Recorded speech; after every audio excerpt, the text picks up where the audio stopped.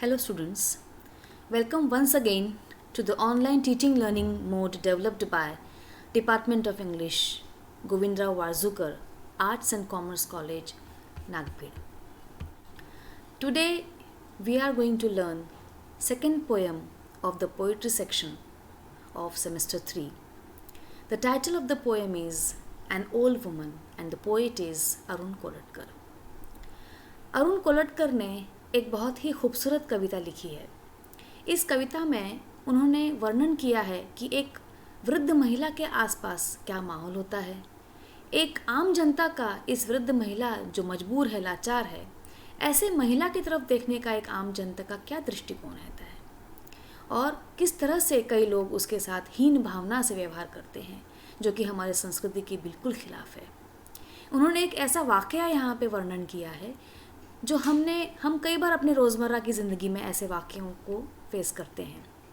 तो जब हम ये कविता पढ़ेंगे तो आपको ऐसा लगेगा कि हम एक ऐसा वाक़या सुन रहे हैं, पढ़ रहे हैं जो हमने कई बार देखा हुआ है.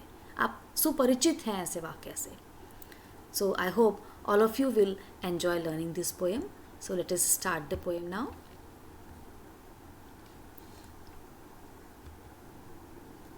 This is the second poem we are going to learn, An Old Woman by Arun Kolatkar. Before beginning the poem, let us know something about our poet. Arun Kolatkar was a poet from Maharashtra, writing in both Marathi and English. वे मराठी और English दोनों भाषाओं में लिखा करते थे. इनकी कविताओं में his poems found humor in many everyday matters. ये बहुत ही अलग थलग इस प्रकार के इंसिडेंट्स नहीं डील करते थे अपनी कविता में. ये ऐसे वाक़या डील करते थे जो कि हमारे रोज़मर्रा की ज़िंदगी से संबंधित होते थे और इसीलिए कवि आसानी से जुड़ जाते हैं अपने रीडर्स से. His poetry had an influence on modern Marathi poets. और इस कविता के बारे में अगर बोला जाए तो ये कविता उनकी जेजुरी नामक काव्य संग्रह से ली गई है. His first book of English poetry, Jejuri, is a collection of 31 poems pertaining to a visit of his to a religious place with the same name, Jejuri, in Maharashtra. Jejuri ये एक तीर्थ स्थल है जिससे हम सब वाकिफ़ हैं चूँकि हम महाराष्ट्रियंस हैं. यहाँ एक बहुत महत्वपूर्ण तीर्थ स्थल है जहाँ की कई घरानों के कुल दैवत विराजमान करते हैं. ऐसे ही जेजुरी, इस जेजुरी में जब कवि गए और उन्होंने जो जो वहाँ पे एक्सपीरियंस किया, अनुभव लिया, वो सारे अनुभव उन्होंने अपनी इस 31 खूबसूरत कविताओं में ढाला है. And this book won Commonwealth writers prize in 1977. काफ़ी पुरानी बात है. हिज मराठी वर्ड्स कलेक्शन भिचकी वही वॉन अ साहित्य अकेडमी अवार्ड इन 2005. अपन ने देखा था इकोलॉजी कविता को पढ़ते वक्त कि ए रामानुजन को भी साहित्य अकेडमी अवार्ड मिला था पॉस्थुमसली, और अरुण कोलटकर जी को भी ये अवार्ड मिला हुआ है. काफ़ी प्रेस्टिजियस अवार्ड है, 2005 में मिला है. His collected poems in English edited by Arvind Krishna Mehrotra was published in Britain by Bloodaxe books in 2010. ये भी एक सम्मान है जो कि अरुण कोलटकर को मिला हुआ है. तो इस कविता के बारे में और थोड़ा सा जान जाएं हम. The poem an old woman is about oscillation between faith and scepticism. Faith यानी विश्वास, यहाँ पे हम श्रद्धा बोलेंगे इस कविता में, एंड सेप्टिसिज्म जो शंका की दृष्टि से हर किसी को देखता है, हर चीज़ को देखता है, उसको अपन सेप्टिक बोलते हैं. तो ये कविता झूलती है श्रद्धा और डाउट, ये दो चीज़ के बीच में.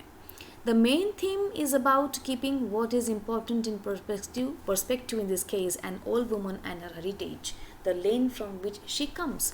इस कविता में जो मेन थीम है, जिस थीम के आसपास ये कविता मंडरा रही है, वो है एक वृद्ध महिला और वह जगह जहाँ वो वर्षों से रह रही है, जेजुरी नामक जगह जो है तीर्थ स्थल है.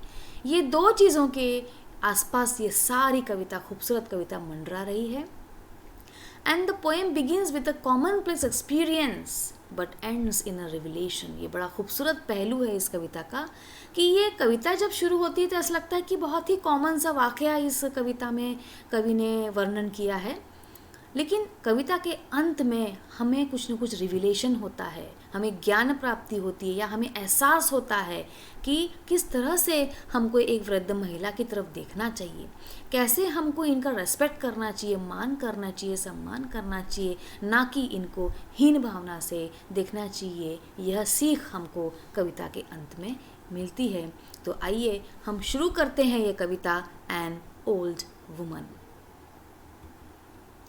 An old woman grabs hold of your sleeves and tags along. She wants a 50 paisa coin. She says she will take you to the horseshoe shrine. You have seen it already. She hobbles along anyway and tightens her grip on your shirt. एक वृद्ध महिला आपके कमीज़ को, आपकी कमीज़ की बाहों को पकड़ लेती है, ग्रैब कर लेती है। एंड टैग्स अलॉन्ग, और वो आपका पीछा पकड़ी हुई है, आपके आसपास ही घूम रही है। क्यों? बिकॉज शी वॉन्ट्स अ 50 पैसा कॉइन। उसकी डिमांड ज़्यादा नहीं है, सिर्फ 50 पैसे चाहिए उसको, और वो भी भीख में नहीं। वो कह रही है, she says she will take you to the horse shoe shrine. ये जो जेजुरी का तीर्थ स्थल का जो मंदिर है, वह एक घोड़े के पैरों के निशान के आसपास तैयार किया गया एक मंदिर है, इसलिए इसका एक और नाम है हॉर्स शू श्राइन। वो कह रही है कि आप मुझे 50 पैसे दीजिए, मैं आपको हॉर्स शू श्राइन के दर्शन कराऊंगी। You have seen it already, लेकिन मैंने इसको पहले देख चुकी हूँ मैं, मुझे फिर से नहीं देखना है। But she hobbles along anyway and tightens her grip on your shirt. लेकिन वो आपका पीछा छोड़ने के लिए तैयार नहीं, आपके आसपास ही कूद रही है, चल रही है, और उल्टा शर्ट को और कस के पकड़ लिया उसने। She tightens her grip on your shirt. She won't let you go. You know how all women are, they stick to you like a burr. You turn around and face her with an air of finality. You want to end the farce when you hear her say, what else can an old woman do on hills as wretched as these? वो महिला आपको आसानी से छोड़ने वाली नहीं है। She won't let you go. You know how all women are, हम सभी के घर में दादी नानी काकी है। हम जानते हैं कि एक वयस्क महिला या वृद्ध महिला का स्वभाव कैसे हो जाता है उम्र के अनुसार। वो जब एक बात की जिद पकड़ लेती हैं तो जब तक वो पूरा होता नहीं वो छोड़ती नहीं है पीछा, बार बार याद दिलाती हैं। They stick to you like a burr. Burr ये एक छोटा सा बीज होता है जिसमें कांटा होता है। हम सब लोग बचपन में खेले हुए हैं इस बर्र से, अपने फ्रेंड्स को के कपड़ों में या बालों में चिपका देते थे इसको, बर्र को। तो वो उसी बर्र की तरह ये चिपक जाती है अपनी ज़िद में। You turn around and face her with an air of finality. You want to end the farce. आप अब बहुत हो चुका, अब आप चाहते हैं कि ये सारा जो नाटक इतने देर से चल रहा आ रहा है वो ख़त्म करना है, और इसी उद्देश्य से आप उसकी तरफ मुड़ते हैं। You turn around and face her with an air of finality. सब चीज़ का आपको अब ख़त्म करना है, ये सारा नाटक जो इतने देर से चला आ रहा है। You want to end the farce. और इस दृष्टि से आप पीछे मुड़ते हैं उसके तरफ, तभी आपके कानों में आवाज़ आती है। वो भांप जाती है कि अब मुझे ये आदमी या ये झटकारने वाले हैं, इसलिए वो कहती है, what else can an old woman do. एक वृद्ध महिला क्या कर सकती है on hills as wretched as this. ऐसी पहाड़ी इलाके में एक वृद्ध महिला और क्या करेगी। ये आवाज़ कानों में पड़ती है। You look right at the sky clear through the bullet holes she has for her eyes. यहाँ पे कवि ने अपना काल्पनिक कौशल दिखाया है। उनको ये कहना था कि वृद्ध महिला की स्थिति बेहद ख़राब थी, तो ये बेहद ख़राब स्थिति उन्होंने कैसे जाहिर की है, कैसे यहाँ पे चित्रित किया है। कहा है you look right at the sky. जैसे ही आप पीछे मुड़ते हैं उस महिला की तरफ तो आँखों से छेद है, उसके आँखों में छेद हैं, यानी आँखें छेदनुमा हैं और उन छेद के थ्रू आपको आकाश नज़र आ रहा है। You look right at the sky clear through the bullet holes she has for her eyes. And as you look on, जैसे आप देख रहे हैं उसके आँखों में देख रहे हैं, the cracks that begin around her eyes spread beyond her skin and the hills crack, the temples crack and the sky falls। और जैसे आप उसके नज़रों में और देख रहे हैं उसके आँखों के आसपास जो क्रैक्स हैं, जो रिंकल्स हैं, वो क्रैक्स आँखों से बढ़ के उसके चेहरे में आ जाते हैं, चेहरे से निकल के उसके आसपास के जो माहौल में वो क्रैक्स पहुंच जाती हैं, पहाड़ों तक, मंदिरों तक, आकाश तक। यानी उसका जो दुख है, वो जो दर्द है, वो सारे माहौल में समा गया है। पूरा माहौल उसकी गाथा बता रहा है कि क्या स्थिति है उस महिला की। With a plate glass clatter around the shatterproof crone who stands alone, and you are reduced to so much small change in her hand. ये जो आखिरी के 2 पैराग्राफ हैं, ये बड़े ही सुंदर पैराग्राफ लिखे हैं कवि ने। कवि कहते हैं with a plate glass clatter around the shatterproof crone who stands alone. उसके हाथ में शायद एक मग्गा या प्लेट कुछ होगी, उसका आवाज़ करते हुए वो आपके आसपास घूम रही है, लेकिन उसको कवि ने क्या बोला है, शैटर प्रूफ क्रोन। एक बहुत वृद्ध महिला, क्रोन, शैटर प्रूफ बोला है। यानी आसपास जो क्रैक है, आसपास जो माहौल है, जो एक ऐसा माहौल है जो बहुत ही दुखदाई माहौल नज़र आने लगा है हमको, इस सारे माहौल का इस वृद्ध महिला के ऊपर कोई प्रभाव नहीं पड़ता। ये शैटर प्रूफ महिला है। Who stands alone, यानी इतना होने के बावजूद भी वो महिला सशक्त महिला के रूप में वहाँ खड़ी है, अपनी ज़िद में खड़ी है कि मुझे 50 पैसा दो, मैं आपको शू श्राइन दिखाऊंगी, हॉर्स शू श्राइन दिखाऊंगी।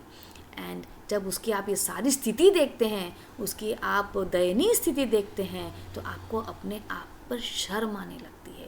And you are reduced to so much small change in her hand, और आप अपने आप को इतना तुच्छ पाते हैं, कितना तुच्छ पाते हैं, जो चिल्लर, जो 50 पैसा आपने उस महिला के हाथ में रखा है, आप अपने आप को उस 50 पैसे के बराबरी से तुच्छ जानने लगते हैं।